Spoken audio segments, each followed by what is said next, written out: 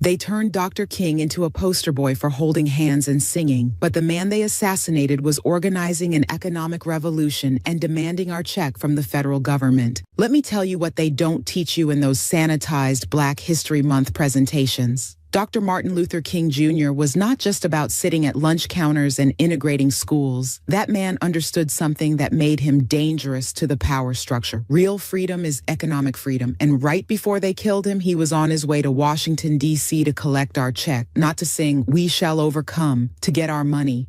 See, they've whitewashed Dr. King into this safe, palatable figure who just wanted everyone to get along. They quote "I Have a Dream" every January and think they've honored his legacy. But that speech was in 1963. Dr. King lived 5 more years after that, and in those years, his focus shifted hard into economic justice. By 1968, the man was talking about restructuring the entire American economy. He was organizing the Poor People's Campaign. He was demanding a guaranteed income. He was calling for massive federal spending in Black communities. That's the Dr. King they don't want you to remember, because that Dr. King threatens the status quo just as much today as he did then. The civil rights movement that we celebrate was always about economics. Always. You think those lunch counter sit-ins were just about a sandwich? No, they were about disrupting business. Those bus boycotts in Montgomery, economic warfare. When Black folks stopped riding those buses, the city's transit system started hemorrhaging money. That's when they paid attention. Not because their hearts changed, but because their pockets hurt. Dr. King understood our greatest power, and it was not moral persuasion. It was economic disruption. See, they could jail us for protesting. They could beat us for marching. They could sick dogs on us for sitting in. But when we stopped spending our money, when we organized economic boycotts, they couldn't stop that. They couldn't arrest us for keeping our dollars in our pockets, and that scared them more than any protest ever could. The Montgomery bus boycott lasted 381 days. 381 days of Black people walking to work, carpooling, organizing alternative transportation.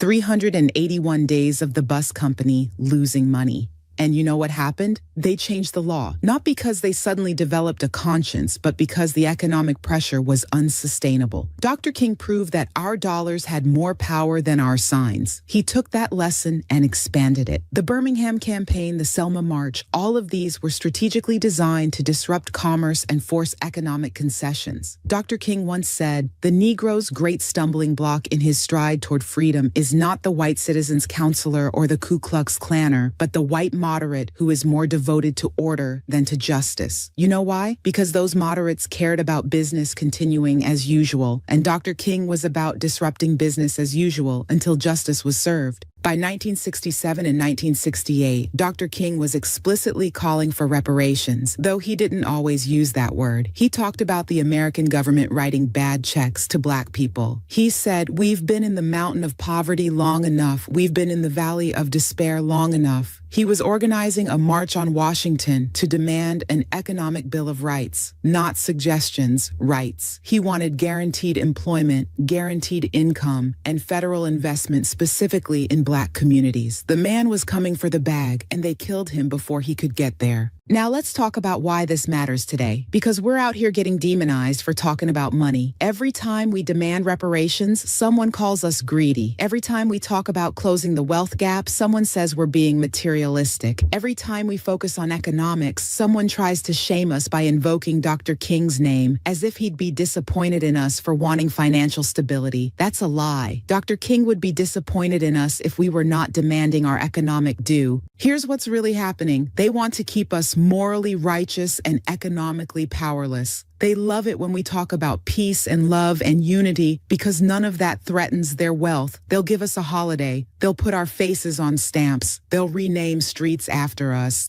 But the moment we start talking about redistributing resources, about closing the wealth gap, about getting our reparations, suddenly we're being divisive. Suddenly, we're being greedy. Suddenly, we're forgetting Dr. King's true message. But every other group that came to America came for economic opportunity. The Irish came here broke and organized politically and economically to build wealth. The Italians did the same. The Jewish community built entire economic networks. Asian immigrants focus heavily on business ownership and wealth accumulation. Nobody calls them greedy. Nobody says they're being too materialistic. Nobody tells them to just focus on integration and good vibes. But let Black Americans talk about building wealth, and suddenly we're betraying the movement. That's manipulation, and we need to call it what it is. They demonize our economic aspirations because they know that economic power is real power. Political power without economic power is just symbolism. You can have all the Black faces in high places you want, but if the Black community is still broke, nothing has fundamentally changed. Dr. King knew this. That's why he said, "What good is having the right to sit at a lunch counter if you can't afford to buy a hamburger?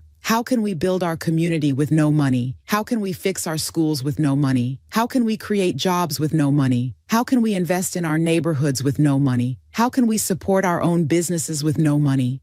How can we leave generational wealth for our children with no money? We cannot.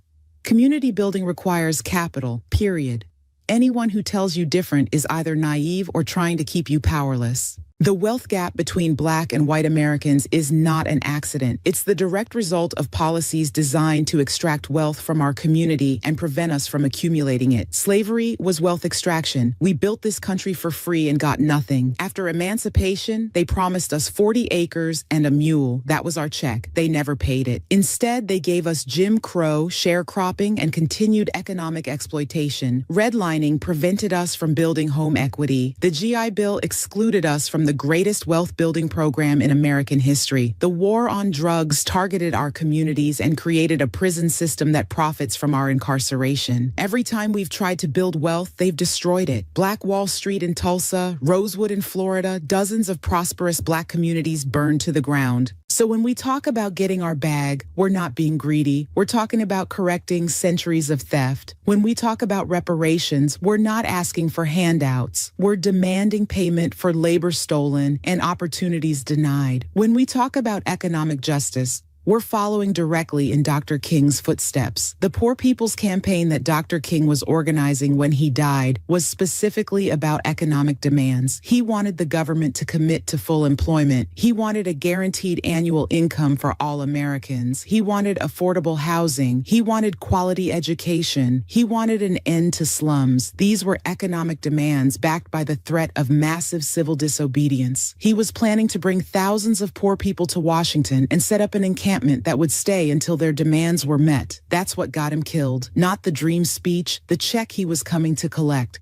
And let's be clear about something else. Dr. King's economic vision was specifically centered on Black Americans because he understood our unique situation. Yes, he talked about poor people of all races, but he knew that Black poverty was different because it was created through intentional policy. He knew that our economic situation required targeted remedies. He was not out here talking about all lives matter economics. He was specific about what was owed to Black people. This is why we cannot allow anyone to demonize us for prioritizing our economic interests. We're not being selfish. We're being strategic. We're being smart. We're being exactly what Dr. King called us to be when he said, "In the final analysis, the rich must not ignore the poor because both rich and poor are tied together. They entered the same port of destiny. The rich will not be secure in their abundance until they learn how to share with the poor." But here's what Dr. King also understood. We can't wait for them to learn to share. We have to force the issue. We have to organize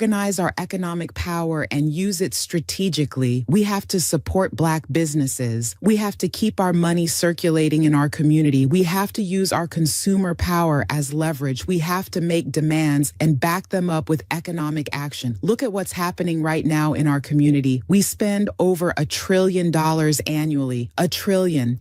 But only 2% of that stays in Black communities. We're funding everyone else's prosperity while our neighborhoods crumble. Dr. King would tell us to redirect that spending, to organize our dollars the way we organize those bus boycotts, to make our economic power felt. This means supporting Black-owned businesses even when it's less convenient. This means banking with Black-owned banks. This means investing in Black communities. This means using our collective purchasing power to demand corporate accountability. When companies disrespect us, we pull our dollars. When politicians ignore us, we withhold our votes until they commit to economic policies that benefit us specifically. This is not radical. This is exactly what Dr. King was teaching. The sanitized version of Dr. King they sell you is designed to keep you passive. They want you to think the movement was just about being nice and hoping white people's hearts would change. But Dr. King was about power, economic power, political power, the power to disrupt business as usual until justice was served. He said, "Power without love is reckless and abusive, and love without power is sentimental and anemic." We need both, but we've been heavy on the love and light on the power. It's time to balance that equation. So when someone tries to shame you for talking about money, for demanding reparations, for focusing on wealth building, you remind them that Dr. King died on his way to get our check. You remind them that he organized economic boycotts as tools of liberation. You remind them that he understood freedom without economic resources is just another form of bondage. We honor Dr. King not by quoting his dream, but by finishing his work.